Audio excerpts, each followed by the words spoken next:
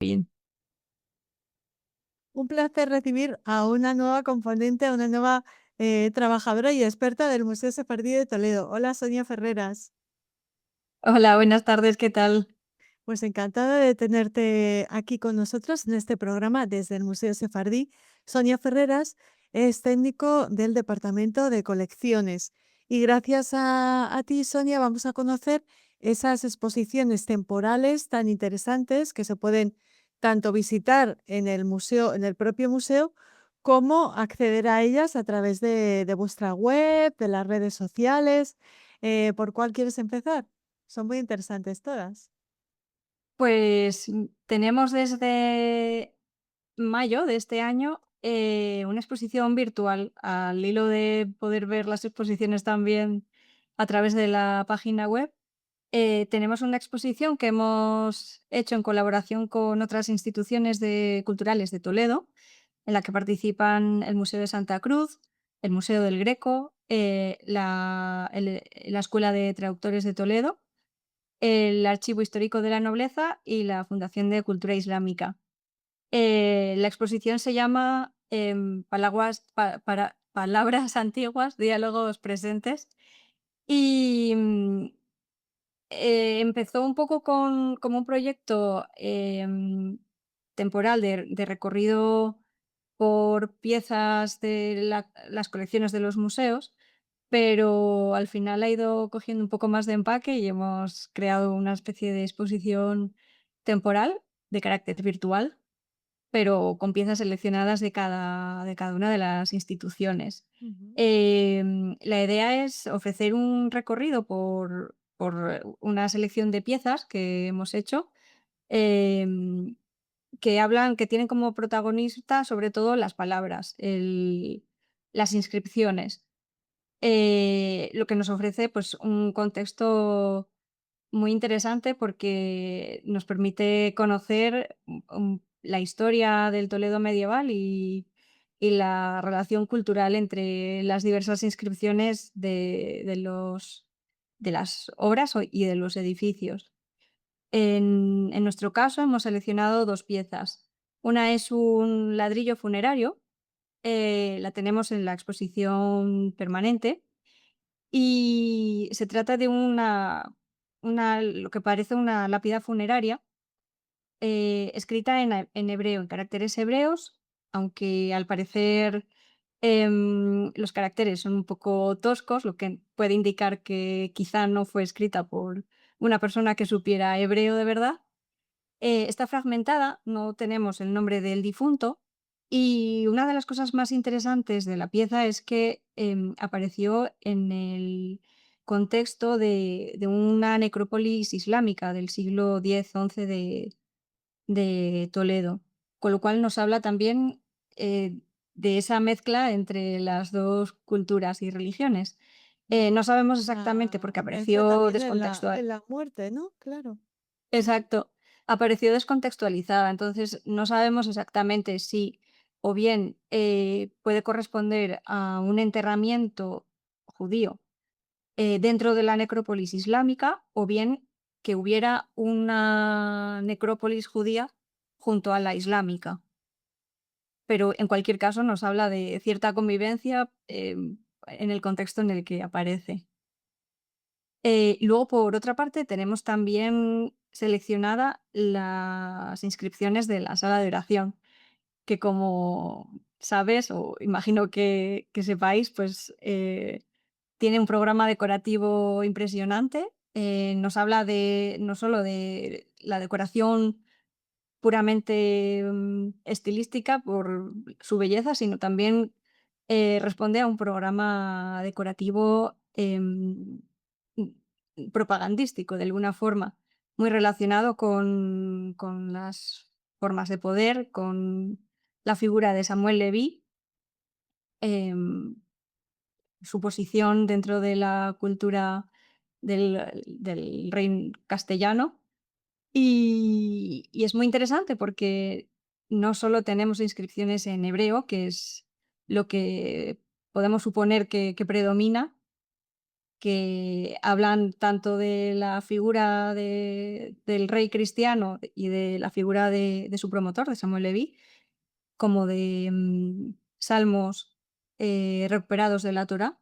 O sea, en toda la sala de oración tenemos en la parte alta de la sala una serie de salmos recuperados de la Torá.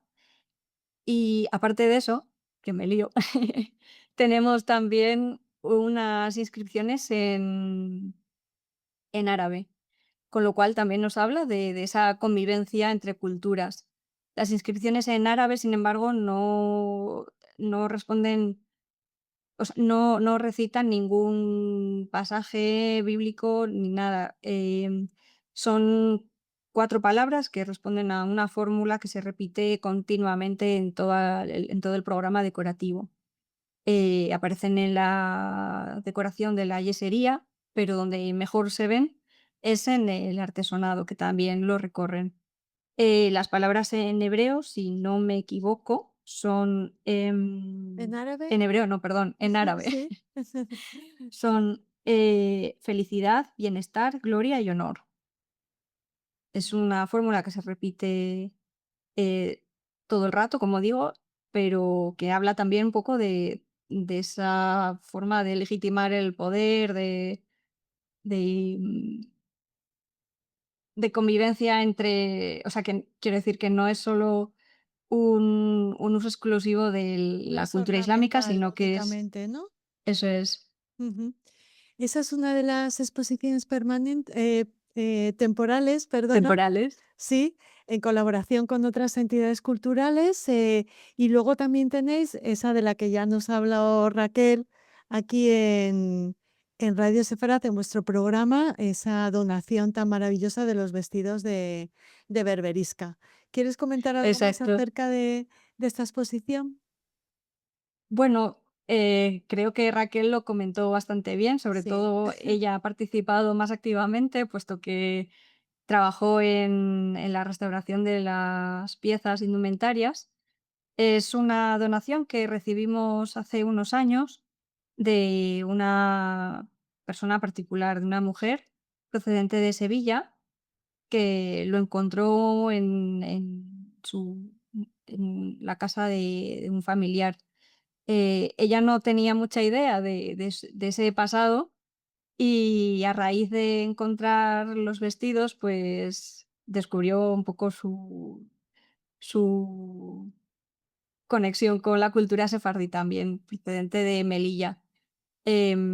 Raquel lo ha restaurado con mucho entusiasmo y eso nos ha permitido poder exponer algunas de las piezas. Todas no hemos podido, por desgracia, pero la gran mayoría las tenemos en las vitrinas de la Galería de Mujeres. Ujú. Em, la exposición la teníamos programada hasta finales de este mes, principios de septiembre, y la vamos a prorrogar un poquito más hasta casi finales de septiembre.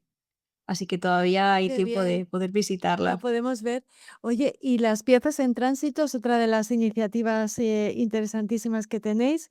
¿Cómo elegís esas piezas? ¿Están vinculadas al ciclo de la vida y de las festividades judías? ¿A efemérides? ¿Las elegís por su belleza, por su importancia? Cuéntanos. Pues un poco de todo. El proyecto de piezas en tránsito realmente nació el año pasado, a raíz de otro proyecto que teníamos previamente, que se llamaba Sin reservas, la cara B de las colecciones. Este otro proyecto, lo concebimos un poco porque, después de haber hecho las obras en el museo, en la zona de las oficinas, em, todo el almacén de todo el conjunto de bienes culturales que tiene el museo, tuvimos que volver a ordenarlo, a ubicarlo en su espacio, y ahí nos dimos cuenta que teníamos un montón de piezas muy interesantes que, o bien por cuestión de espacio o del propio de la propia exposición permanente, que no permite ampliar el conocimiento, pues, se quedaban ahí un poco sin poder verlas, ¿no? Entonces decidimos seleccionar una pieza cada uno de los técnicos y cada 15 días exponíamos la que habíamos seleccionado. Esto nos permitió investigar un poco más sobre esas piezas y poder explicarlas y así enseñarlas, claro. Entonces, una vez que terminó ese proyecto de Sin Reservas, pensamos que era buena idea dar un poco de continuidad a ese espíritu de poder mostrar nuestra colección, investigarla y ampliar también a poder traer piezas en depósito, a poder colaborar con investigadores externos que nos ayuden también a dar más conocimiento sobre las obras. Em, el año pasado empezamos con una pieza que tiene un poco de valor sentimental porque fue una maqueta de la Sinagoga del Tránsito que realizó un antiguo trabajador del museo, un vigilante de sala que trabajó prácticamente toda su vida en el museo y cuando se jubiló decidió hacer la maqueta de la sinagoga y dejárnosla para que la pudiéramos enseñar. Qué bonito, ¿no? Em, Ujú. sí, estuvo muy bonito y además fue un inicio pues muy emocional también. Luego hemos seguido con un conjunto de tipos de imprenta que hablan del contexto de la difusión del conocimiento de los sefardíes, sobre todo a partir de la diáspora. Esta la hicimos en colaboración con un investigador de la ciudad de Toledo, Felipe Vidales, y la hemos tenido hasta abril de este año, que ya hemos cambiado a unas estampas de tipo sefardíes procedentes del Imperio Otomano. Estas estampas son nuestras también, procedentes de nuestro almacén. Nuestra compañera de archivo nos ha ayudado mucho, tanto a la hora de investigar sobre las piezas como de exponerlas, y son tres estampas procedentes de un libro, bueno, de un viajero francés del siglo XVI. Es un viajero, un autor que se llama Nicolás de Nicolai. Fue nombrado geógrafo del rey de Francia por la labor que hizo pues de recolección de información, no solo de todo el Imperio Otomano, sino de también el norte de Europa. Y es que si no recuerdo mal, en 1551 el rey de Francia lo envía junto con una embajada de Francia hacia Constantinopla, hacia el Imperio Otomano. Y en ese viaje en el que recorren todo el Mediterráneo, pues va tomando notas sobre las cosas que ve, sobre las gentes, y va tomando también dibujos. Entonces eso nos permite ver un poco no solo los tipos y las costumbres del momento, sino la visión que tenían desde Francia o desde esa parte de Europa sobre la otra, el otro extremo del Mediterráneo. Es una estampa de una mujer judía y una joven procedentes de Adrianópolis, y luego otra estampa de un médico judío procedente de Constantinopla. Luego estas piezas pues, nos han permitido investigar sobre la indumentaria de los judíos, porque en todo el Imperio Otomano se emitieron varias leyes sobre los códigos de vestimenta de las comunidades judías y de otras religiones, un poco para diferenciarse de los musulmanes, que era la población mayoritaria de la zona. Y es muy curioso ver, pues, como a lo largo de los años y de los mandatos de cada emperador, van cambiando un poco las normas. Em, Porque, por ejemplo, encontramos que unas normas establecen que los judíos deben vestir de azul o de morado, otras, sin embargo, hablan de que los judíos deben llevar un turbante amarillo.